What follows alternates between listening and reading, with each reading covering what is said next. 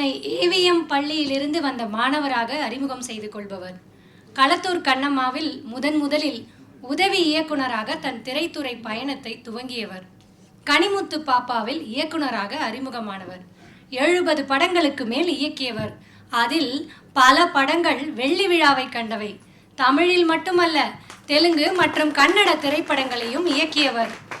எழுத்தாளர் சுஜாதா அவர்களின் பிரியா என்னும் நாவலை திரைப்படமாக்கி எழுத்தாளர்களுக்கு திரைப்படத்துறையில் முன்னுரிமை கொடுத்தவர். அது மட்டுமல்ல, அவர் சின்னத்திரைக்கு வந்த பொழுதும் எழுத்தாளர் சிவசங்கரியின் புகழ்பெற்ற நாவலான ஒரு மனிதனின் கதையை தொடர்கதையாக எடுத்தவர். 6 to 60 வரை, புவனா ஒரு கேள்விக்குறி, ஸ்ரீ ராகவேந்திரா, மனிதன், குரு சிஷ்யன், தர்மத்தின் தலைவன், ராஜா சின்ன ரோஜா, எல்லாமே எனக்கு பிடிச்ச படமாவே இருக்கே போன்ற பல படங்களை இயக்கியவர். நிம்மதி உங்கள் சாய்ஸ் போன்ற சின்னத்திரை தொடர்களை இயக்கியவர். கலை மாமணி விருது, சிறந்த இயக்குனருக்கான தமிழக அரசு விருது, கலைஞர் விருது, ஃபிலிம்ஃபேர் விருது, கலைச்செல்வன் விருது, எம்ஜிஆர் விருது போன்ற பல விருதுகளுக்கு சொந்தக்காரர். இத்துணை சிறப்பு வாய்ந்த திரு எஸ்பி முத்துராமன் அவர்களை வருக வருக என்று அன்போடு வரவேற்கிறோம். திரு எஸ்பி முத்துராமன் ஐயா அவர்களை மேடைக்கு அழைக்கிறோம். அடுத்த ஒரு முக்கியமான நிகழ்ச்சி, பூர்வா பாரதி தமிழ்ச்சங்கம்னு ஆரம்பித்து அப்புறம் அது மகாகவி பாரதி தமிழ்ச்சங்கமாக வளர்ந்து 2 ஆண்டுகள் இன்றைக்கி முடியுது. தலைவர் திரு ஸ்ரீவி அவர்களுடைய ஒரு அருபெரும் முயற்சியின் காரணமாக நம்மளுடைய கம்யூனிட்டியில் தமிழை வளர்ப்பது மட்டுமல்லாமல் நிறைய தமிழ் எழுத்தாளர்கள் உருவாவதற்கும் இந்த தமிழ்ச்சங்கம் காரணமாக இருந்திருக்கிறது. அதற்கு மூல காரணம் ஸ்ரீவி அவர்கள் என்று சொன்னால் மிகையாகாது. முதல் அவர் தான் ஒரு புத்தகம் எழுதி அந்த புத்தகம் ரிலீஸ் ஆச்சு, ஆத்திச்சூடி, புதிய ஆத்திச்சூடின்னு. அதில் ஆர்வம் ஏற்பட்டு அந்த உந்துதலில் நம்மக்கிட்ட இருக்கிற நிறைய தமிழ் அறிஞர்கள் நம்ம கம்யூனிட்டியில் இருக்காங்கன்னு அப்போ தான் தெரிய வந்தது. அவர்கள் அனைவருமே புத்தகங்கள் எழுதி இந்த 2 வருடத்தில் இன்றைக்கு கிட்டத்தட்ட 4-5 புத்தகங்கள் வெளியிடுற அளவுக்கு நமக்கு ஒரு ஆர்வமும் ஒரு தகுதியும் வந்துவிட்டது என்று நினைக்கிறோம். அந்த வகையில் இன்று திரு ஸ்ரீவி வெங்கடேஷ் ஐயா அவர்களுடைய ஒரு புத்தகத்தை, நான் எப்பவும் சொல்வேன், என்னுடைய ஃப்ரெண்ட் ஃபிலாசபர் கைடு காடு, பெரும் மதிப்பிற்கும் என்னுடைய மரியாதைக்கும் உரிய, என்னுடைய ஃபேமிலியில் அவ்வளோ அக்கறை உள்ள திரு எஸ்பி முத்துராமன் அவர்கள் கையால் அந்த நூல் வெளியிடப்பட வேண்டும் என்று எனக்கு ரொம்ப ஆசை. ஸோ இன்றைக்கு அவருக்கு இன்னொரு அலுவல் இருக்குது, அக்காடு ஹோட்டலில் கம்பன் விழான்ற ஒரு அலுவலுக்கு அவர் நிகழ்ச்சிக்கு செல்லவிருப்பதால் அவர் நான் உடனே கூப்பிட்டு தொந்தரவுப்படுத்த வேண்டியதாக போச்சு. ஸோ முதலில் இந்த புத்தகத்தை அவர் வெளியிட நமது மோகன் அவர்கள் பெற்றுக்கொள்ள இருக்கிறார். அதற்கு முன்னதாக ஸ்ரீவி அவர்கள் திரு எஸ்பிஎம் சார் அவர்களை கௌரவப்படுத்த இருக்கிறார்.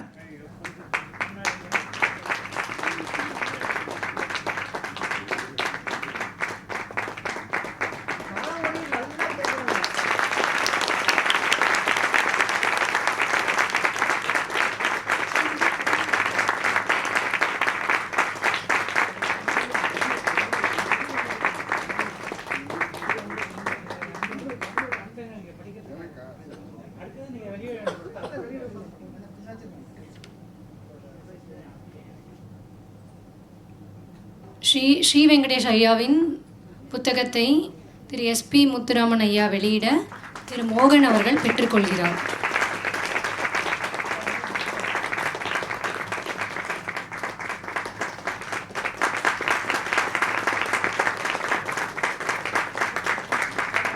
திரு கணேசன் ஐயாவின் புத்தகத்தை திரு எஸ்பி முத்துராமன் ஐயா வெளியிட திரு சண்முக சுந்தரம் ஐயா பெற்றுக்கொள்கிறார்.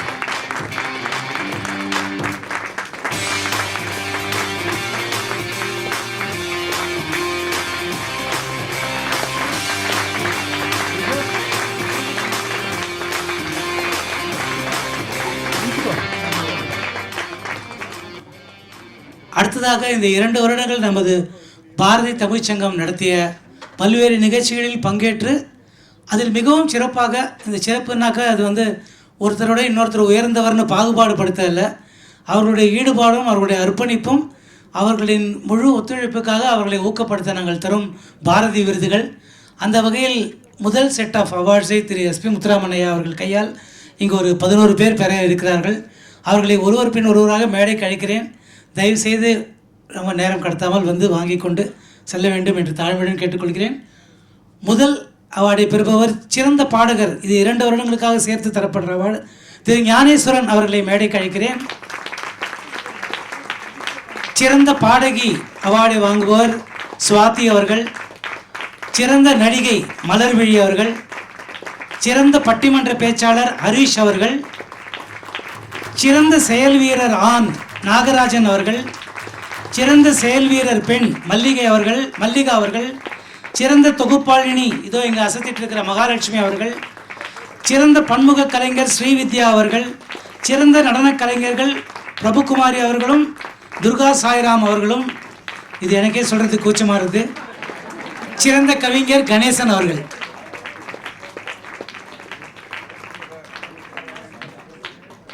திரு ஞானேஸ்வரன் அவர்களுக்கு திரு எஸ்பிஎம் சார் அவர்களால் எனக்கு பொறாமையாக இருக்குது. ஏன்னா நான் ஒரு வருஷமும் டெய்லி அவர் கையில் அவார்டு வாங்குவேன். ஏவிஎம்ல நீங்கள் எங்கள் வீட்டில் பார்த்த ஷீல்டு பார்த்தாலே தெரியும்.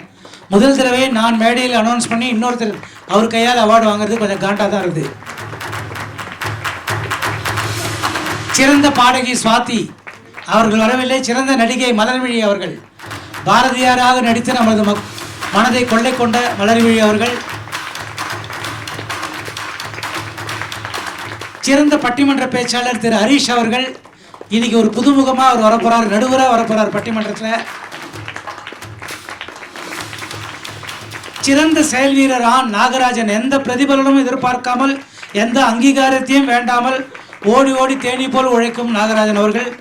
அதே போல் பெண்களில் மல்லிகா அவர்கள். இது வரைக்கும் அவங்க பண்ணி கொடுத்த சுண்டலே ஒரு 1000 கிலோ இருக்கும் நம்மளுடைய செயற்குழு கூட்டத்திற்கு. சிறந்த தொகுப்பாளினி மகாலட்சுமி அவர்கள்.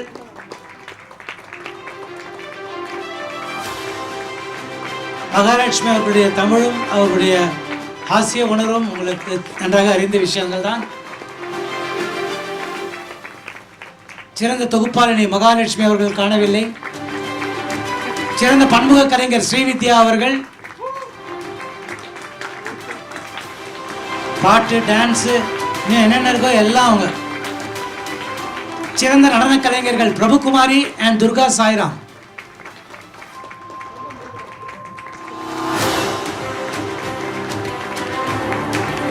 சிறந்த கவிஞர் கணேசன் அவர்கள்.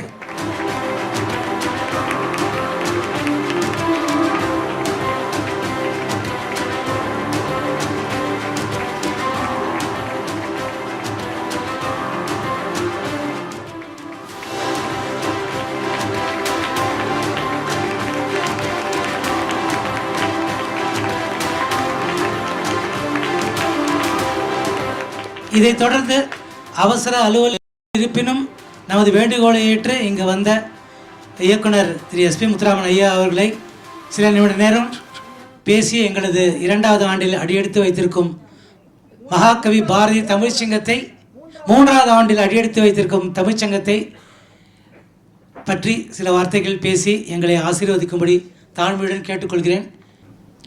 அனைவருக்கும் வணக்கம். மகாகவி பாரதி தமிழ்ச்சங்கத்துக்கு 3வது ஆண்டு விழா துவக்க நிகழ்ச்சிக்கு என்னை அழைத்து சிறப்பு செய்திருக்கிற இந்த மன்றத்தினுடைய தலைவர் ஜிவி வெங்கடேசன், உதவி தலைவர் தியாகராஜன், செயலர் சாய்ராம், செயலர் திருமதி மலர்விழி, இதுபோக செயற்குழு உறுப்பினர்கள், பொதுக்குழு உறுப்பினர்கள், உறுப்பினராக இருக்கிற இங்கே வந்திருக்கிற அத்தனை பேருக்கும் என்னுடைய அன்பு கலந்த நன்றி கலந்த வணக்கங்களை தெரிவித்துள்ளேன். இந்த சாய்ராம் அவர்கள் பன்முகம் கொண்டவர். பாடகர், நடிகர், இயக்குனர், இப்படி பல விதங்களிலும் தலைமையேற்று அந்த பணிகளை சிறப்பாக செய்கிற மனிதரில் சாய்ராம் அவர்கள் ஒருவர். சாய்ராம் அவர்கள் என்னுடைய தொலைக்காட்சி நாடகங்களிலே நடித்திருக்கிறார். அவர் நடித்ததற்கு காரணமே எங்களுடைய தலைவர் சரவணன் சார் அவர்கள்தான். அவர்கள் வீடியோவிலே சாய்ராம் நடிச்சதை பார்த்துட்டு, முத்துராமன் அந்த ஆள் பாடவும் செய்கிறான், நடிக்கவும் செய்கிறான், அவரை தூக்கி நம்ம சீரியலில் போடுங்கன்னு சொல்லி ரெக்கம் பண்ணதே முதலாளி தான். ஆகவே அவருக்கு என்னுடைய மனமார்ந்த பாராட்டுக்கள், வாழ்த்துக்கள். அவர் தான் என்னை இங்கே அழைச்சிக்கிட்டு வந்ததும் அவர் தான். ஆகவே அவருக்கு என்னுடைய தனிப்பட்ட முறையிலையும் அவருடைய நன்றி சொல்கிறேன். அதேமாரி அவருடைய சகோதரி மஞ்சுளா அவர்கள் இங்கே லதா ரஜினிகாந்தனுடைய பள்ளியில் பாட்டு ஆசிரியராக பணியாற்றிக்கிட்டு இருக்கிறார். ஆகவே எனக்கு அந்த வகையிலையும் ஒரு சொந்தம் இருக்கிறது. ஆகவே அவருக்கும் என்னுடைய மனமார்ந்த பாராட்டுக்கள், வாழ்த்துக்கள். இங்கே வந்து அமைதியாக உட்காந்துக்கிட்டு இருக்கார் ஒருத்தர், அவருக்கு நாமெல்லாம் செஞ்சு பாராட்டு விழாவே நடத்தணும். ஏன்னா காத்தாடி ராமமூர்த்தி என்கிற அந்த பெயர் தமிழகத்தினுடைய நாடக உலகத்தில் மிகச்சிறந்த பெயரை பெற்றவர் காத்தாடி. அவரிடத்தில் எனக்கு ரொம்பவும் பிடித்தது, எல்லா மாலையிலும் ஒன்று நாடகத்தை நடித்து கொண்டு மேடையிலே இருப்பார். அப்படி இல்லையானால் அரங்கத்தில் உட்கார்ந்து மற்ற நாடகங்களை பார்த்து ஊக்குவித்து கொண்டிருப்பார்.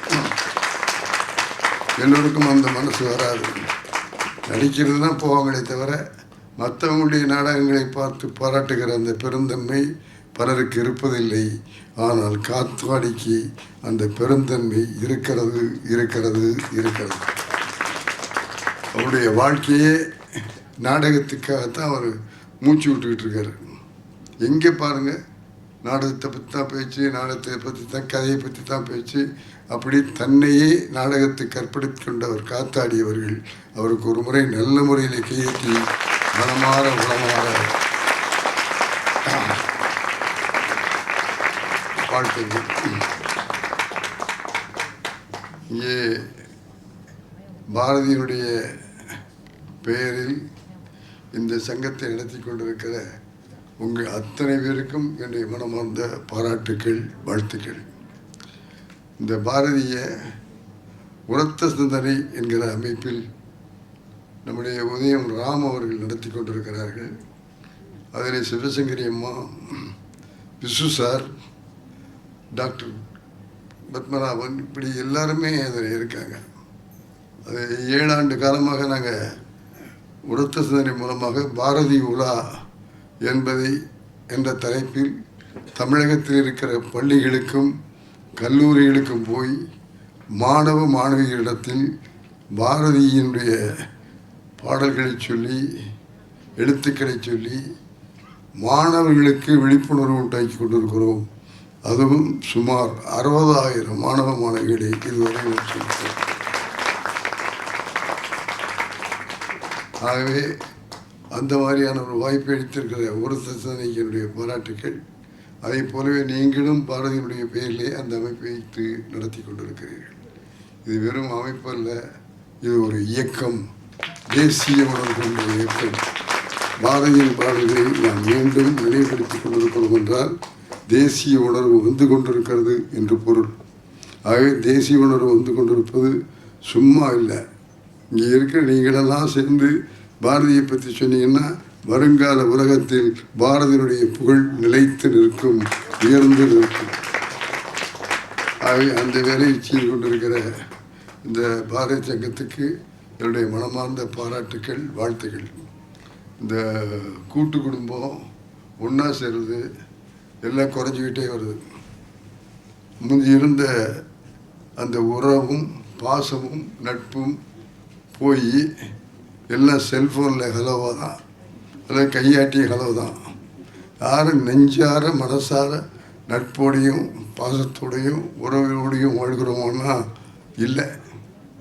வருத்தத்தோடு சொல்லிக் கொள்கிறேன், பள்ளிக்கரணையில் இருந்து புறப்பட்டு வந்திருக்கிற உங்களுக்கெல்லாம் என்னுடைய மனமார்ந்த வாழ்த்துக்கள், பாராட்டுக்கள். ஆகவே இந்த செல்ஃபோனில் பேசி ஹாய் ஹவின்னு சொல்லிட்டு போகிறது நட்பு இல்லை. வள்ளுவன் சொல்லிட்டு போனான், மனசில் உள்ளத்திலிருந்து வரணும், மனசிலிருந்து வரணும், அதுதான் உண்மையான நட்பு. அந்த உண்மையான நட்போடு பழகுகிற உங்களுக்கு என்னுடைய மனமார்ந்த வாழ்த்துக்கள், பாராட்டுக்கள்.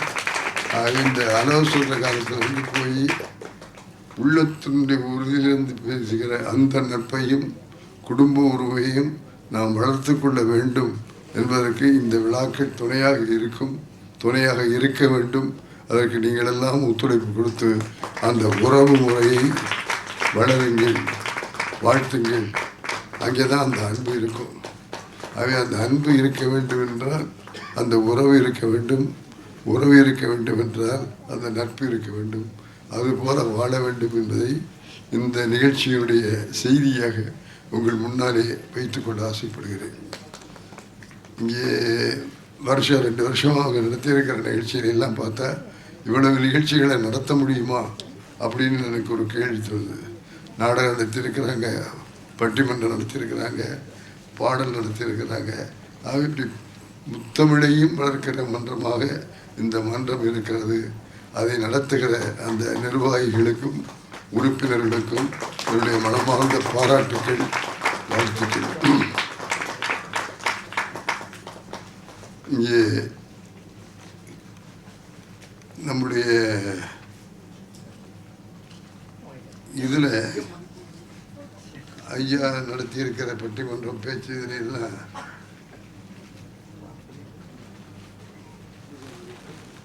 பன்னெண்டு கவிஞர்கள் லகரத் தலைப்பில் கவிதைகளை படித்து அழைத்தார்கள். லகரம்ங்கிறது நமக்கு கிடைத்திருக்கிற சிறப்பு லகரம். இந்த சிறப்பு லகரம் வேறு மொழிகளிலே இல்லை, தமிழிலே மட்டும்தான் இருக்கிறது. அந்த தமிழில் அந்த நகரத்தை வச்சு 12 கவிஞர்களை பாட வச்சு அந்த நகரத்துக்கு முக்கியத்துவம் கொடுத்துருக்கிற இந்த அமைப்புக்கு என்னுடைய மனமார்ந்த பாராட்டு. ஏன் இதை சொல்றேன்னா, எல்லாம் ஒரே மாதிரி தலைப்பு கொடுப்பாங்க, ஆனால் இவங்க வித்தியாசமான தலைப்புகளில் எல்லாம் பண்ணியிருக்கிறாங்க. அதில் நகர தலைப்பும் ஒரு முக்கியமான சிறப்பான தலைப்பு. அந்த நகரத்தை பற்றி சொல்லுகிற போது அனைவரும் உங்களுக்கு தெரிந்திருக்கும். தெரிந்தாலும் திருப்பி சொன்னால் அது பரவாயில்லை என்பதற்காக சொல்லுகிறேன். தமிழனுக்கு இசைக்கருவிகள் இல்லைன்னு சொன்னாங்க. தமிழ்நாட்டில் தமிழர்களுக்கு இசைக்கருவிகள் இல்லை என்று சொன்னார்கள். அப்பொழுது தமிழறிஞர் கே.பி. விஸ்வநாதன் அவர்கள் சொன்னார்கள், யாரா சொன்னது இசைக்கருவி இல்லைன்னு? 3 இசைக்கருவி சொல்கிறேன் அப்படின்னு சொல்லிட்டு, புல்லாங்குழல் தமிழனுடைய இசை குறிச்சிங்க. புல்லாங்குழல், அந்த புல்லாங்குழலில் குழல் என்பதில் சிறப்பு லகரம் இருக்கிறது. அப்புறம் வீணை போன்ற நரம்பு கருவிகள், அந்த நரம்பு கருவிகள் யாழ் என்று அழைக்கப்பட்டது. அந்த யாழிலும் சிறப்பு லகரம் இருக்கிறது. அப்புறம் மிருதங்கம், பறை, இந்த மாதிரி இருப்பதெல்லாம் தோல் கருவிகள். இந்த தோல் கருவிகளுக்கு பேர் முழவு. அந்த முழவு என்பதிலேயும் சிறப்பு லகரம் இருக்கிறது. ஆகவே தமிழ் மொழியில் இருக்கிற அந்த நகரத்தை வைத்தே எங்கள் இசைக்கருவிக்கு பெயர் வைத்த தமிழன். குழல் சிறப்பு லகரம், யாழ் சிறப்பு லகரம், முழவு சிறப்பு லகரம். ஆகவே இந்த நகரங்கள் இருப்பதனாலே இது எல்லாம் எங்கள் தமிழனுடைய கருவியடா என்று கே.பி. இதை ஏன் சொல்கிறேன் என்றால், பலருக்கு தெரிவதில்லை, புரிவதில்லை. நம்மிடத்தில் என்ன இருக்கு என்று சொல்லக்கூட வருங்கால மாணவர்களுக்கு தெரியாமல் போய்விடுமோ என்ற பயம் இருக்கிறது. ஆகையால் இதெல்லாம் திருப்பி சொன்னாலும் பரவாயில்லை என்பதற்காக உங்களிடத்திலே நான் பகிர்ந்து கொள்கிறேன். அது மாதிரி இந்த நிகழ்ச்சியெல்லாம் நடத்துகிறதற்காக, தமிழை வளர்ப்பதற்காக, முத்தமிழை இன்னும் எத்தனை ஆயிரம் ஆண்டு போனாலும் வாழ வைப்போம் என்று உறுதி கொண்டிருக்கிற உங்கள் எல்லாருக்கும் என்னுடைய மனமார்ந்த வாழ்த்துக்களையும் பாராட்டுகளையும் தெரிவித்துக் அதே போல வேல்பாரி அப்படின்னு ஒரு நாவல், அந்த நாவலை எங்கள் பிரம்மாண்ட டைரக்டர் சங்கர் அந்த கதையை விலைக்கு வாங்கியிருக்கிறார். மிக விரைவில் அந்த நாவலை படமாக நாம் பார்க்க இருக்கிறோம் என்பதையும் உங்களிடத்தில் சொல்லிக்கொள்ள ஆசைப்படுகிறேன். அதே போல புயலில் ஒரு தோணி அப்படின்னு சிங்காரம் எழுதிய நாவல், அந்த நாவலையும் இங்கே அறிமுகப்படுத்தி இருக்கிறீர்கள். பரிமேலழகர் உரை பற்றிய இலக்கிய உரையையும் இந்த மன்றத்தில் அரங்கேற்றி இருக்கிறீர்கள். ஆகவே இது போன்ற நல்ல காரியங்களை செய்திருக்கிற உங்களுக்கு என்னுடைய மனமார்ந்த வாழ்த்துக்கள். இந்த குடியிருப்பில் இருக்கிற 150 பேருக்கு மேல் இந்த மன்றத்தில் உறுப்பினராக இருந்து இப்படி தமிழையும் வளர்த்து தங்களுக்கு மன அமைதியும் தேடிக்கொண்டிருக்கிற உங்கள் அத்தனை பேருக்கும் என்னுடைய மனமார்ந்த வாழ்த்துக்கள், பாராட்டுகள். பாரதி விழா என்று சொல்லுகிற போது ஏவிஎம் அவர்களை நினைக்காமல் இருக்க முடியாது. ஏவிஎம் மெய்யப்பன் அவர்கள் நாம் இருவர் என்று ஒரு படத்தை எடுத்தார்கள். எப்போ சுதந்திரம் வருகிற போது, அவரோட காலத்துக்கு முன்னாலே அவர் நாமிருவர் என்ற படத்தை எடுத்த போது அந்த நாமிருவர் நாடகத்திலே பாரதியுடைய பாடல்கள் இருந்தன. அந்த பாடல்களையும் சினிமாவுக்கு கொண்டு வர வேண்டும் என்று செட்டியார் முயற்சித்தார். பாரதியுடைய பாடல்கள் அந்த உரிமை யாரிடத்தில் இருக்கிறது என்று செட்டியார் அவர்கள் தேடி பார்த்தார்கள். செட்டியார் எப்பவும் ஒரு காரியத்தில் இறங்கிட்டார்னா அதை முழுமையாக கண்டுபிடிச்சி வெற்றி பெறுகிற வரையில் விட மாட்டார். அதுதான் மெய்யப்பன். அவர் எல்லாம் தேடி பார்த்தபோது சுராஜ் மால் அப்படிங்கிற ஒரு இடத்துல பாரதியினுடைய உரிமை முழுதும் வந்தது. பாரதியினுடைய உரிமை முழுதும் பாடல்களும் சரி கட்டுரைகளும் சரி எல்லாத்தையும் அந்த மனுஷன் பாரதி தன்னுடைய வறுமையின் காரணமாக 600 ரூபாய்க்கு சூரஜ் மாநிலத்தில் விட்டிருக்கிறார். அப்போ இருந்த சூழ்நிலை. ஆகவே பாரதியுடைய படைப்புகள் எல்லாத்துக்கும் அந்த மனுஷன் கொடுத்த பணம் 600 ரூபா. செட்டியார் அவனை தேடி போய் பார்த்து பேசி என்னன்னு கேட்டபோது, நான் 600 ரூபாய்க்கு வாங்கினேன், ஆனால் நீங்கள் வந்து சினிமாவுக்கு பாட்டு போட போகிறேன்னு சொல்கிறீங்க, அவர் ஃபேன்சியாக நான் ஒரு ரேட்டு கேட்பேன், நீங்கள் கொடுத்தா நான் ரைட்ஸ் கொடுக்குறேன்னு சொன்னான். அவர் செட்டியார் எப்பவுமே பணத்துக்கு இது கொடுக்க மாட்டார். நீ கேளு நான் கொடுக்குறேன்னு சொல்லிட்டு எவ்வளோ கேட்டபோது அவன் 10,000 ரூபாய் கொடுத்தால் அந்த ரைட்ஸை உங்களுக்கு கொடுக்குறேன் என்று சொன்னான். செட்டியார் யோசிக்கலை. அப்புறம் வந்து சொல்கிறேன்னு சொல்லலை.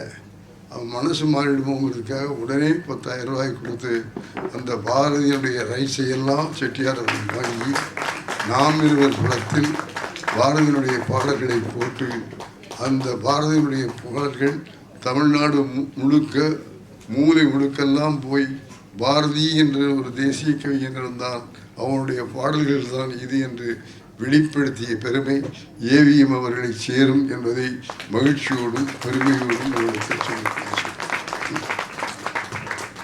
ஆகவே அதன் பிறகும் பாரதியாருடைய பாடல்களை அவருடைய படங்களிலே புகுத்தி தமிழகம் எங்கும் பாரதியை ஒலிக்க செய்த பெருமை அவருக்கு உண்டு. அது பாரதி பாடல் பாப்புலர் ஆகி மக்களிடத்திலே பாடப்பட்ட போது, அப்போது தமிழகம்னு சொல்ல மாட்டாங்க, சென்னை மாகாணம்னு சொல்லுவாங்க. கர்நாடகா, மலையாளம், தெலுங்கு, தமிழ் இந்த 4 மொழிகளும் சேர்ந்தது தான் சென்னை மாகாணம். அப்போது இந்த 4 மாகாணங்களும் ஒன்றாக இருந்தன, சென்னை மாகாணம் என்ற பெயரில். அதற்கு முதலமைச்சராக இருந்தவர் ஓமந்தூர் ராமசாமி ரெட்டியார். அந்த ஓமந்தூர் ராமசாமி ரெட்டியார் செட்டியார் அவர்களை கூப்பிட்டு, நீங்கள் பாரதியினுடைய படைப்புக்கெல்லாம் உரிமை வாங்கி வைத்திருக்கிறீர்கள், பாரதியினுடைய படைப்புகள் ஒரு தனி மனிதனிடத்தில் இருக்கக்கூடாது, மக்கள் மன்றத்தில் தேசிய உணர்வோடு தேசியமாக்கப்பட வேண்டும்.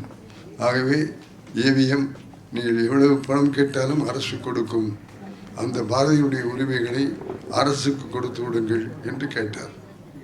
செட்டியார் அவர்கள் தயங்காமல், எனக்கு 1 ரூபாய் கூட வேண்டாம், பாரதியுடைய படைப்புகள் மக்களுக்கு சொந்தமாக இருக்க வேண்டும் என்று சொல்கிற உங்களுடைய கொள்கைக்கு நான் உடன்படுகிறேன், என்னிடம் இருக்கிற பாரதியுடைய படைப்பை அரசுக்கு கொடுக்கிறேன் என்று அரசுடைமை ஆக்கிய பெருமையும் ஏவிஎம் அவர்களையே சேரும் என்பதை இந்த பாரதி மன்றத்திலே சொல்லாமல் நான் போய் எங்கே சொல்லுவேன்.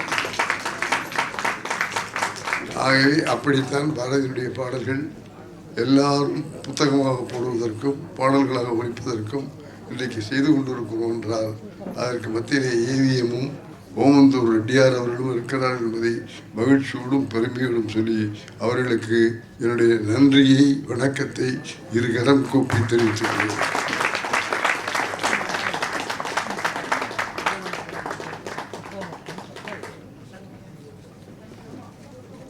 ஆகவே பாரதி மன்றத்திலேருந்து பாரதியை பற்றி சொல்லிட்டேன். அது சொல்லப்போனால் இன்னும் எவ்வளவு நாள் சொன்னாலும் எத்தனை ஆண்டு வேணாலும் சொல்லலாம், அவ்வளவு விஷயம் பாரதியினிடத்தில் இருக்கிறது. ஆகவே பல பாரதிகள் நம்ம நாட்டில் உண்டாக்க வேண்டும் என்றால் அந்த பாரதியினுடைய அந்த துணிவும் தைரியமும் வார்த்தையும் நமக்கு வர வேண்டும், நாம் கற்றுக்கொள்ள வேண்டும். அதைத்தான் செய்து கொண்டிருக்கிறோம். அதனாலே தான் நாங்கள் தமிழ்நாடு பூரா சுற்றி 60,000 70,000 மாணவர்களை நாங்கள் தயாரித்திருக்கிறோம். அதே போல் நீங்களும் செய்து கொண்டிருக்கிறீர்கள்.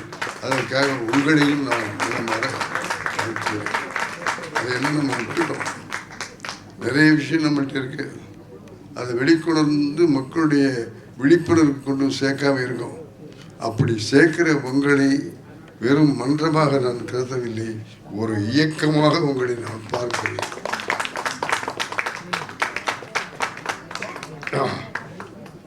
இப்போ மேட்ருக்கு முடிஞ்சு போச்சு, தலைப்புக்கு பேசிட்டேன். இப்போ நான் சினிமாக்காரன். சாயிரம் என்னை கூப்பிட்டுருக்கதே சினிமாக்காரங்களுக்கு தான் கூப்பிட்டுருக்காரு. அவை சினிமாவை பற்றியும் நான் சொல்லாமையும் பேசாமையும் போனால் எடுபடாது.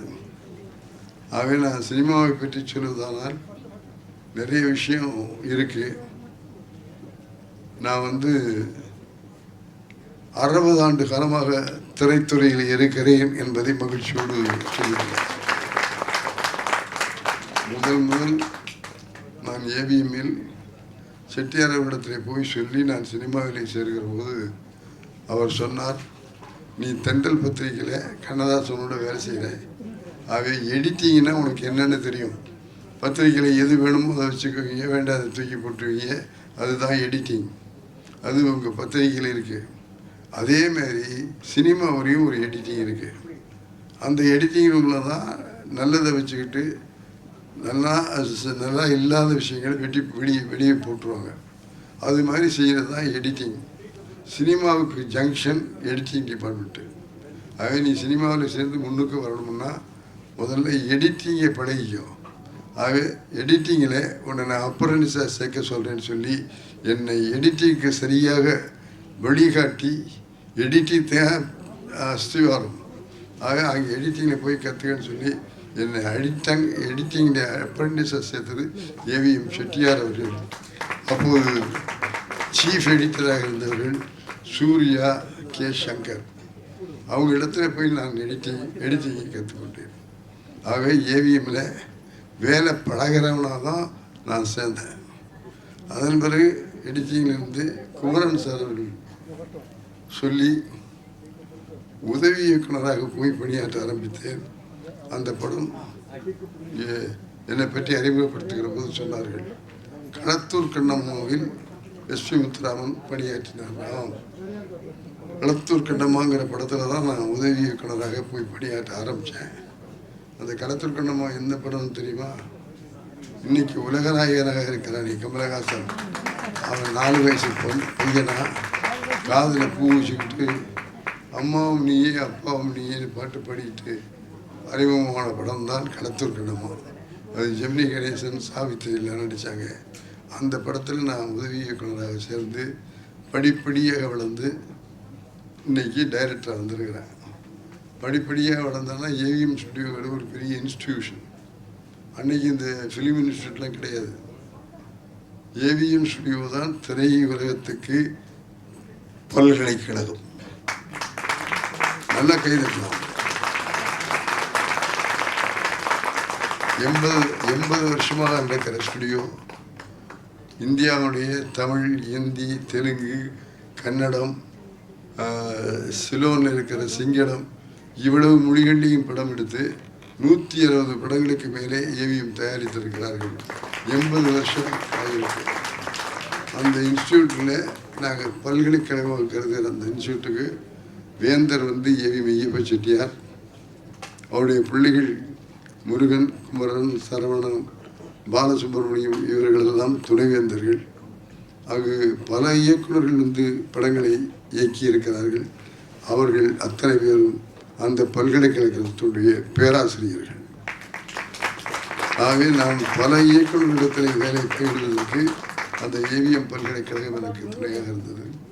அப்போது சரவணன் சார் என்னை கூப்பிட்டு, இப்படி ஒவ்வொரு டைரக்டர்கிட்டையும் போய் வேலை செஞ்சுக்கிட்டு இருக்காதீங்க, ஏசி திருலோகச்சந்திரன் ஒரு டைரக்டர் வர்றாரு, வீரத்திருமகன் ஒரு படம் டைரக்ட் பண்ண போகிறாரு, இனிமேல் அவரோட பணி செய்யுங்கள்னு சொல்லி என் கையை பிடிச்சி திருலோகச்சந்திரத்தில் ஒப்படைச்சவர் சரவணன் சார் அவர்கள். ஆகவே திருலோகச்சந்திரன் அவர்களோடு கிட்டத்தட்ட 10-15 இடங்களுக்கு உதவி இயக்குநராக பணியாற்றினேன். ஆகவே எனக்கு குரு ஏசி திருலோகச்சந்தர் என்பதை இன்றையோடும் மகிழ்ச்சியோடும் முன்னெடுத்தேன். ஏன்னா இப்போ இருக்கிற அந்த குரு மரியாதையெல்லாம் போயிடுச்சு, கொஞ்சம் கொஞ்சமாக குறைஞ்சிக்கிட்டே வருது. முந்தையெல்லாம் காலில் விழுந்து கும்பிட்டு ஆசிரியம் அவங்க, இப்போ எல்லாம் சார் நான் உங்கள் சிஷ்யன் சார் அப்படி கை காட்டுகிற அளவுக்கு தான் இன்னைக்கு அந்த குரு சிஷ்ய மரியாதை இருக்குது. அவர்கிட்ட நான் தொழிலை முழுக்க கற்றுக்கிட்டேன்னா அது திருலோகச்சந்தர் சார்கிட்ட தான். அவர் தான் எனக்கு குரு. அடுத்த நான் சொல்கிறேன், ஏன்னா அந்த நன்றி உணர்ச்சியில் உங்கள் மூலம் அவருக்கு நான் தெரிவிச்சுக்கிறேன். இன்னொரு விஷயத்தையும் உங்களுக்கு சொல்கிறேன், நான் இவ்வளவு படங்களை இயக்கியிருக்கிறேன். இவ்வளவு படங்களுடைய ஸ்கிரிப்டையும் ஏசி திருலோகச்சந்தர் சார் கையில் கொடுத்து அவர் காலில் விழுந்து ஆசீர்வாதம் பண்ண வாங்கின பிறகுதான் என்னுடைய படப்பிடிப்பையே துவங்குகிறேன். நான் குருவுக்கு செய்கிற மரியாதை அது.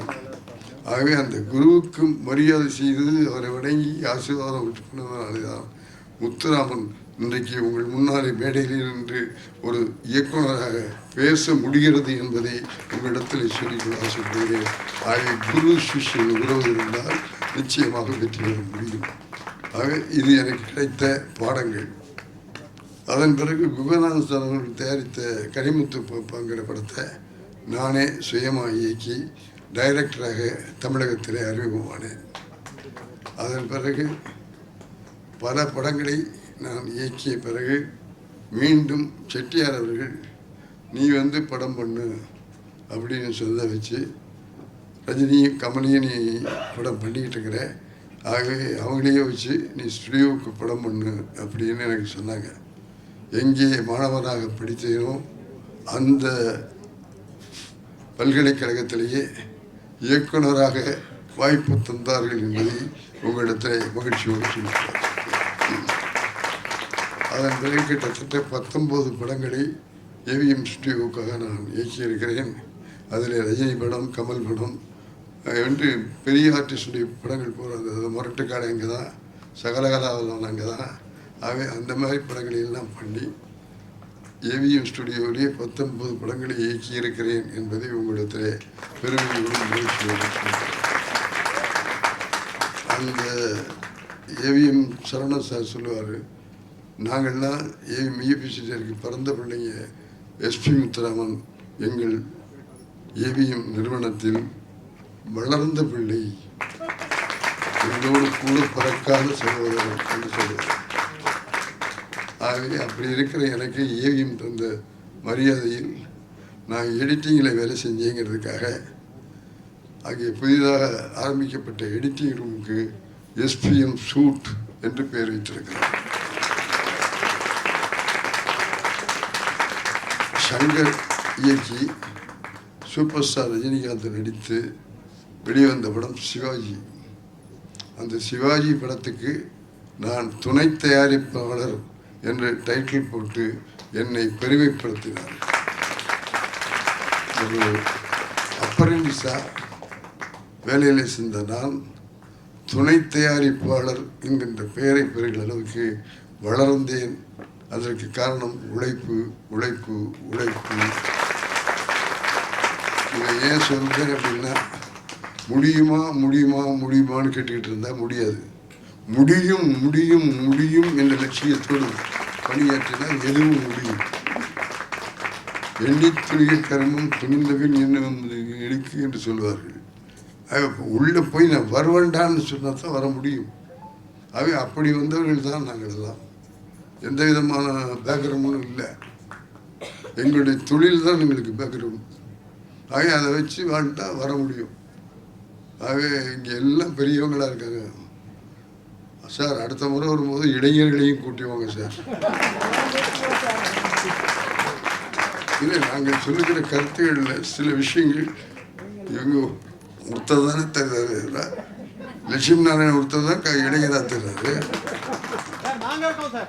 இருக்காங்களா சார்? இருக்கவங்களுக்கு ஓகே. எல்லாம் ரொம்ப நன்றி.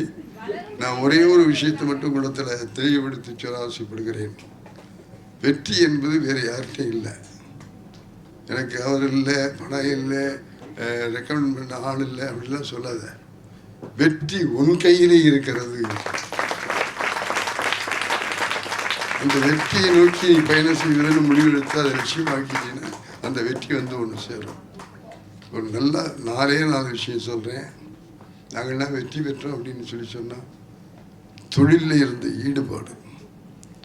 எந்த வேலைக்கு போனாலும் என்ன வேலை, என்ன பண்ணுறேன், ஐயோ தினம் இதே இடத்துல இதே டேபிள் உட்காந்து எழுதிக்கிட்டே இருக்கிறேன் அப்படின்னு நினச்சி சலிச்சிட்டு போய் வேலை செஞ்சேன்னா அந்த வேலையில் வெற்றி பெற முடியாது.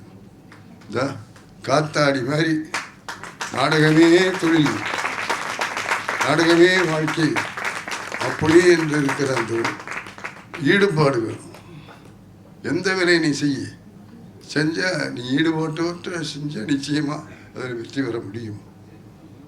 அப்புறம் உழைப்பு. இந்த கலைஞர்களுக்கெல்லாம் கடிகாரத்தை பார்த்துக்கிட்டு வேலை செய்ய முடியாது. எப்போ ஷூட்டிங் முடியும், எப்போ எடிட்டிங் போகும் என்னன்னு தெரியாது.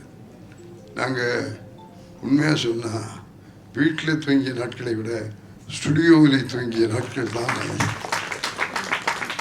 அவை ஈடுபாடு, உழைப்பு, தன்னம்பிக்கை. நான் வருவேன் வருவேன் வருவேன் என்று சொல்லுகிற அந்த நம்பிக்கை, அந்த தன்னம்பிக்கை இருந்தால் நிச்சயமாக வெற்றி பெற முடியும். ஆகவே முடியும் என்ற லட்சியத்தோடு உழைக்க வேண்டும். இன்னொரு முக்கியமான விஷயம் சொல்கிறேன், ஒழுக்கம்.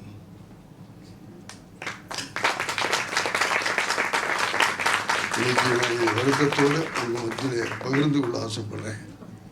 இன்னைக்கு ஒழுக்கம் எந்த அளவில் இருக்குது, ஒழுக்கம் எங்கே போயிட்டுருக்கு அப்படின்னு கேட்டால், அடுத்த தலைமுறை எப்படி உருவாக போகிறது என்கிற பயம் எங்களுக்கெல்லாம் இருக்கு. அந்த ஒழுக்கத்துக்கு முக்கியத்துவம் கொடுத்த காலங்கள் போய் போதைப் பொருள் எங்கே பார்த்தாலும். இப்போது தமிழ்நாட்டில் இருக்கிற பல மாவட்டங்களில் போலீஸ் படை போட்டு கல்லூரிகளுக்கும் பள்ளிகளுக்கும் போய் அந்த போதைப் பொருள் மாணவர்களிடத்தில் இடம் நடந்திருக்கிறது என்று அரசு தேடிக்கொண்டிருக்கிறது. 1 கோடி ரூபாய்க்கு போதைப் பொருளை பிடிச்சாங்க, 2 கோடி ரூபாய்க்கு போதைப் பொருளை பிடிச்சாங்க அப்படின்னு சொன்னால் அப்போ எந்த அளவுக்கு உலகத்திலே மக்கள் போதைப் பொருளை பயன்படுத்துகிறார்கள் என்பதை யோசித்து பாருங்கள். கோடி ரூபாய்க்கு கொண்டு வரான் அப்படின்னா அந்த 1 கோடி ரூபாய் போதைப் பொருளும் எங்கே போகுது? மக்களிடத்தில் போகிறது. இன்னும் குறிப்பாக வருத்தத்தோடு சொல்லிக் கொடுக்கிறேன், மக்களிடத்திலே போய்கொண்டு அந்த போதைப் பொருள் இப்போது மாணவிகளிடத்திலே போய்கொண்டிருக்கிறது. ஆகவே அந்த ஒழுக்கம் கொஞ்சம் கொஞ்சமாக குறைந்து கொண்டே வருகிறது. ஆகவே உங்களிடத்தில் எல்லாம் கேட்டுக்கொள்ள ஆசைப்படுகிறேன், குழந்தைகளையும் மாணவர்களையும் நல்ல ஒழுக்கத்தோடு வளர்ப்பதற்கு நீங்கள் தயாராக இருக்க வேண்டும். இல்லையானால் அந்த பிள்ளைகள் நமக்கு சொந்தம் இல்லாமல் போய்விடுவார்கள். ஆகவே ஈடுபாடு, உழைப்பு, தன்னம்பிக்கை, ஒழுக்கம், இந்த 4ஐயும் நீங்கள் கடைப்பிடிப்பீர்களானால் வெற்றியை தேடி நீங்கள் போக வேண்டாம், வெற்றி உங்களை தேடி வரும். ஆகவே அப்படி குழந்தைகளுக்கு விழிப்புணர்வு உண்டாக்கி அந்த குழந்தைகளை நல்ல வழியிலே கொண்டு வந்து வெற்றி பாதைக்கு கொண்டு வந்தால்தான் வருங்கால இந்தியா வல்லரசாக, இன்னும் சொல்ல போனால் உலகத்திலேயே சிறந்த வல்லரசாக இந்தியாவை உருவாக்க முடியும், உருவாக்க வேண்டும் என்ற வேண்டுகோளை உங்கள் முன்னாலே வைத்துக்கொள்ள ஆசைப்படுகிறேன். அடுத்து இதுக்கு உதாரணமாக இருந்தவர்கள் என்று சினிமாவிலே பெயர் பெற்றவர் பெயர்களை மட்டும் சொல்லுகிறேன். அவர்களை பற்றி உங்கள் எல்லாருக்குமே தெரியும். புரட்சித் தலைவர் எம்ஜிஆர் அவர்கள் சாதாரண ஜூனியர் ஆர்டிஸ்ட், துணை நடிகராகத்தான் எம்ஜிஆர் அவர்கள் வந்தார்கள். சாப்பிட்றதுக்கு காசு இல்லை. அவங்க கொடுக்குற சம்பளத்தில் அவரும் அவருடைய பிரதர் சக்கரபாணியும் சாப்பிடணும் அப்படின்னு சொல்லி சொன்னால் காலையில் ஒரு பொறை ஒரு டீ, அதுதான் காலை மார்னிங் டிஃபன். மத்தியான சாப்பாடு ராத்திரி சாப்பாடுக்கு ஒரு எடுப்பு சாப்பாடு எடுத்து அது அண்ணனும் தம்பியும் பங்கு போட்டு அரை பட்னியாக சாப்பிட்டு தான் அவங்க இண்டஸ்ட்ரிக்குள்ளே பூந்தாங்கங்கிறத உங்கள்கிட்ட சொல்கிறேன். அதனால தான் அவர் எல்லாருக்கும் சாப்பாடு போடணும்னு அவரை போய் பார்க்க போனல. முதல்ல போய் சாப்பிட்டு வாம்பாரு.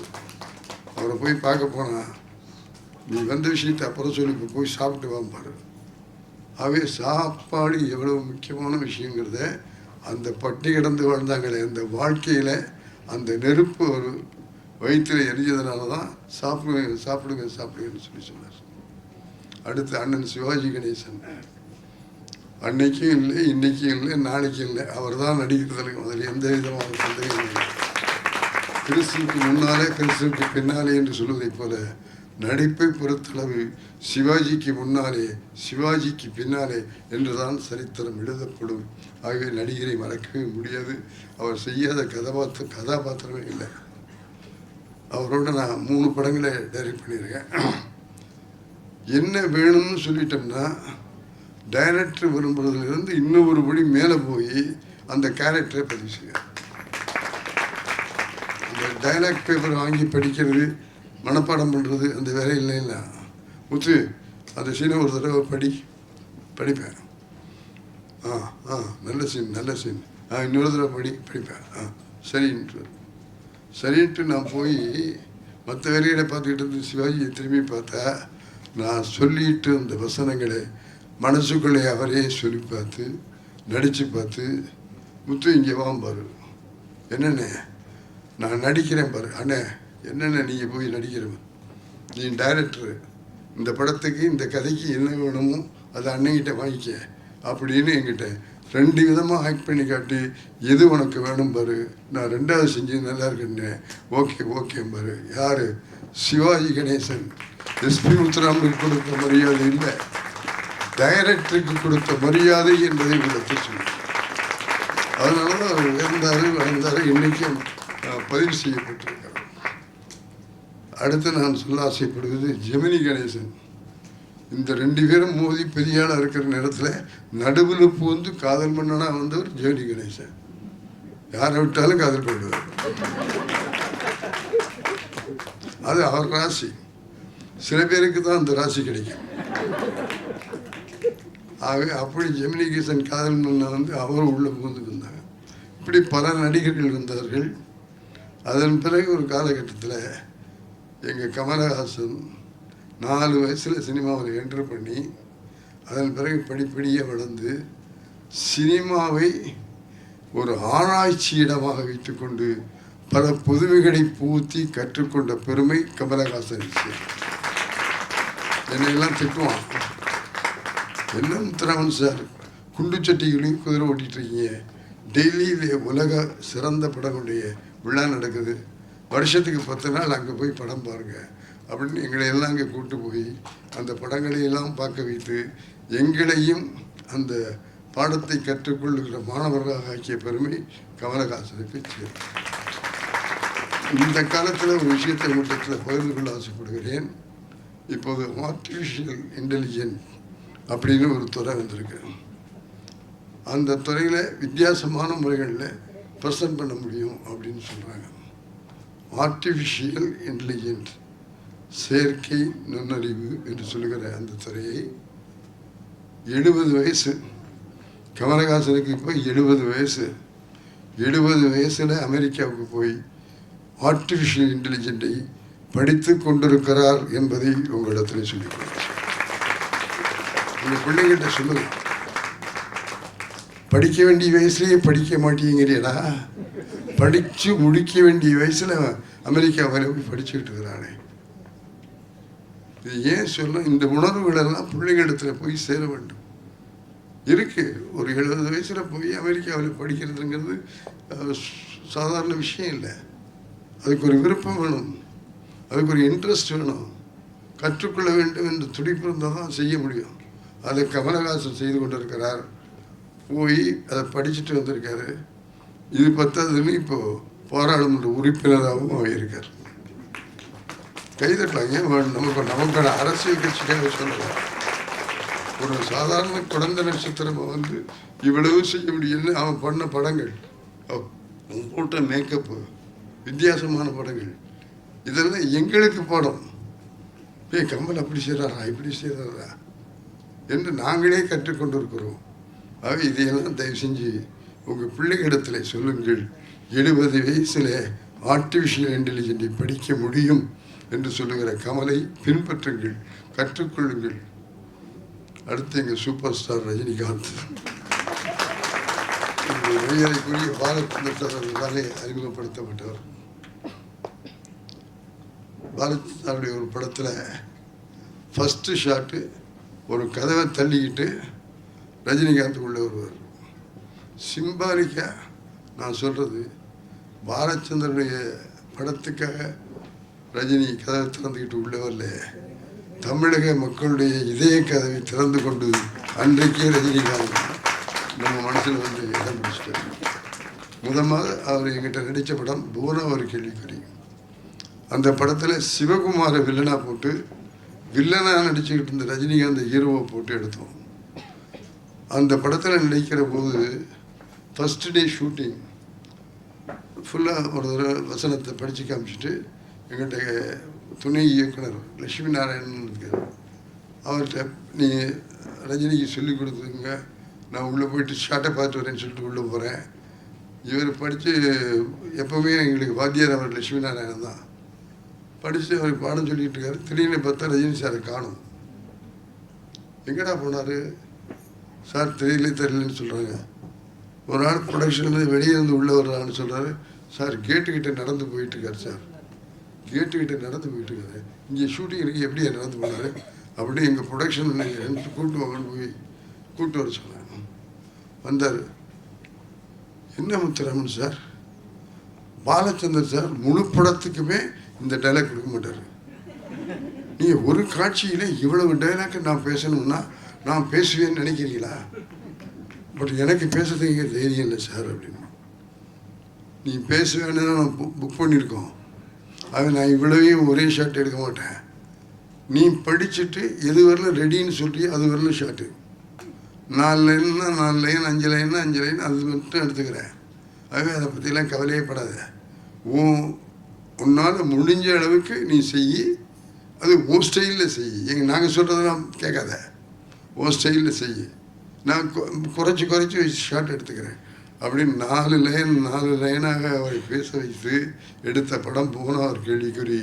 அந்த படத்திலேயே அவர் பஞ்சு டைலாக்லாம் சொல்லி, பஞ்சு ஒரு நாச்சில் எழுதின படம் அது, பேசி பஞ்சு டைலாக் சொல்லி அதில் இருந்து தமிழை கற்றுக்கொண்டு இன்றைக்கு பஞ்சு டைலாக் எழுதுகிற அளவுக்கு தனித்தன்மையோடு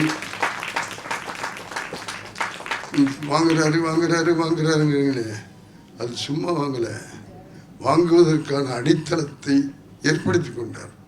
வசனத்தை கற்றுக்கிட்டாரு, டான்ஸை கற்றுக்கிட்டாரு, ஃபைட்டை கற்றுக்கிட்டாரு, எல்லாத்துலேயும் ஈடுபாடோடு செஞ்சார். இப்படி செய்யலாமா சார், அப்படி செய்யலாமா சார். சார் 12 மணிக்கு ஒரு நாள் ஷூட்டிங் முடிச்சுட்டு வீட்டுக்கு போகிறேன், 1 மணிக்கு ஃபோன். சார் நீ நல்ல சீன் சார். ஆமாம் ரஜினி, என்ன விஷயம்? நான் சரியாக பண்ணேனா? சரியாக இருந்துச்சா? உங்களுக்கு திருப்தியா? ராத்திரி 12 மணிக்கு. நாளைக்கு என்ன செய்ய போகிறோம்? நாளைக்கு செட்டில் சொல்லணும். இப்போ ஒரு தடவை சொல்லுங்கள். ஏன் அந்த டைலாக்கை நான் இப்போ வாங்கிட்டு அந்த காட்சியை நான் மனசில் வாங்கிட்டேன்னா நான் மைண்டுக்குள்ளே ஒரு ஹோம் ஒர்க் பண்ணி நாளைக்கு அதை செய்யும்போது நான் டெவலப் பண்ணிக்குவேன். ஆகவே சொல்லுங்கள் சார்னு என்னை சொல்ல வச்சு அந்த வசனத்தை படிக்க வச்சுட்டு ராத்திரி 12 மணிக்கும் 1 மணிக்கும் விழித்திருந்து தன்னுடைய கடமைக்காக போராடிய மனிதன் ரஜினிகாந்த். ஆகவே வெற்றி பெற்றிருக்கிறார் என்றால் அது சாதாரண வெற்றி இல்லை. உழைப்பினாலே கிடைத்த வெற்றி, உழைப்பினாலே கிடைத்த பலன். ஆகவே ஒரு கண்டக்டராக இருந்த ரஜினிகாந்த் இன்னைக்கு சூப்பர் ஸ்டாராக இருக்காருன்னா அவர் எடுத்துக்கிட்ட முயற்சிகள் காரணம், உழைப்பு காரணம். இதை மனதில் வைத்துக் கொள்ளுங்கள். அடுத்து நான் அறிமுகப்படுத்த நடிகை குஷ்பு தர்மத்தின் தலைவர்களில் படத்தில் நடித்தாங்க. ஒரு வார்த்தை தமிழ் தெரியாது. அது இங்கிலீஷில் எழுதி கொடுத்து, ஹிந்தியில் எழுதி கொடுத்து, அதன் பிறகு டைலாக் பேச வச்சு முதல் படத்தில் குஷ்புக்கு நாங்கள் தமிழை கற்றுக் கொடுத்து அவரை நடிகை ஆக்கணும். அப்படிப்பட்ட குஷ்பு இன்னைக்கு அநேகமாக எல்லா அரசியல் கட்சிக்கும் அவர் தான் பரப்புரையும் மடப்புரையும். கலைஞர்கிட்ட பேசும்போது எங்களுக்கே ஒரு பயம் வரும். கலைஞர் மேடையில் இருந்தால் எங்களுக்கெல்லாம் ஒரு பயம் வரும். கலைஞர் மேடையிலே குஷ்பு தமிழ் பேசுகிறார், பேச்சாளராக இருக்கிறார். என்ன காரணம்? கற்றுக்கொண்ட தமிழ், அந்த உழைப்பு. அதே போல கௌதமின்னு ஒரு ஆர்டிஸ்ட், நல்ல சிறந்த நாயகிகளில் ஒருவராக வந்தவர். ஃபஸ்ட்டு டே ஷூட்டிங் குரு சிஷியனில் முதல் நாள் அன்றைக்கி நாங்கள் சாங் போட்டிருக்கோம். ரஜினி சாரும் கௌதமியும் டூயட் பாட்டு. Puliyur Saroja dance master. First day first shooting. ரஜினிகிட்ட போனால் கௌதமி உடம்பெல்லாம் ஆடுது, கை ஆடுது, அவர் தொட மாட்டேங்குது. ஏய், அவர் ஹீரோ, நீ ஹீரோயின், அவர் தொடாமல் எப்படி கேட்க நான் டூயட் சாங் எடுக்க முடியும் அப்படின்னு சத்தம் போட்டுக்கிட்டு இருக்கிறேன். இப்போ ரஜினி சொன்னார், இல்லை முத்துராமன், அது என்னை பார்த்து பயப்படுது. அது ஒரு 2-3 நாளைக்கு வசன சீன் எடுப்போம், அதுக்கு பிறகு நம்ம டூயட் எடுக்கலாம். வருக அவசர ஒரு கதை கைதட்டி மனமாற வாழ்த்து.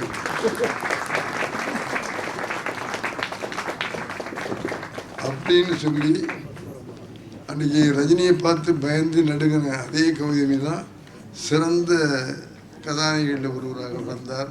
அதற்கு காரணம் அதுவும் உழைப்பு உழைப்பு உழைப்பு. ஆகவே இவ்வளவு நான் சொல்கிறதுக்கு காரணம், மற்றவங்க யாரையும் சொன்னால் உங்களுக்கு மனசில் பதியாது, நடிகைகளை சொன்னால் அவங்க மனசில் பதியும். ஆகவே தான் அழுத்தம் திருத்தமாக சொல்லுவேன், உழைப்பும் திறமையும் இருந்தால் வெற்றி பெற முடியும் என்பதை சொல்லி அவர்களை எல்லாம் நீங்கள் பாலகரா வழிகாட்டியா பார்த்துக்கிட்டு எல்லா சினிமாக்காரங்களை வழிகாட்டியாக சொன்னா அதில் எந்த தப்பும் இல்லை. சினிமாக்காரர்கள் சில விஷயங்களை அழுத்தம் திருத்தமாக செய்திருக்கிறார்கள் என்பதை உங்கள் மன்றத்திலே பதிவு செய்து கொள்ள ஆசைப்படுகிறேன். ஆகவே தயவுசெய்து நடக்கிற பெரியவர்கள் எல்லாம் அடுத்த கூட்டங்களுக்கு வருகிற போது இளைஞர்களையும் அழைத்து கொண்டு வாருங்கள். அதன் மூலமாக நீங்கள் உங்கள் மன்றத்துக்கு ஒரு புதிய தெம்பை உருவாக்கி கொள்ள முடியும் என்பதை உங்களிடத்தில் சொல்லி, இந்த வாய்ப்பை எனக்கு கொடுத்ததற்காக என்னுடைய மனமார்ந்த நன்றியையும் வணக்கத்தையும் சொல்லிக்கொண்டு, நான் பேசிய பேச்சு உங்களுக்கு பயன்படக்கூடிய விஷயங்களை எடுத்துக்கொள்ளுங்கள், பயனில்லாத விஷயங்களை தள்ளிவிடுங்கள் என்று கேட்டுக்கொண்டு, எண்ணியது எண்ணியாக எய்துவர், எண்ணியர் திணியராக பெற்று கொள்ள சொல்லி, நாம் எண்ணுகிற லட்சியத்தில் உறுதியாக இருந்து கடுமையாக வளர்த்தால் வெற்றி நிச்சயம், வெற்றி நிச்சயம், வெற்றி நிச்சயம். இது சத்தியம் என்று விடைபெறுகிறேன். வாழ்க, வளர்க.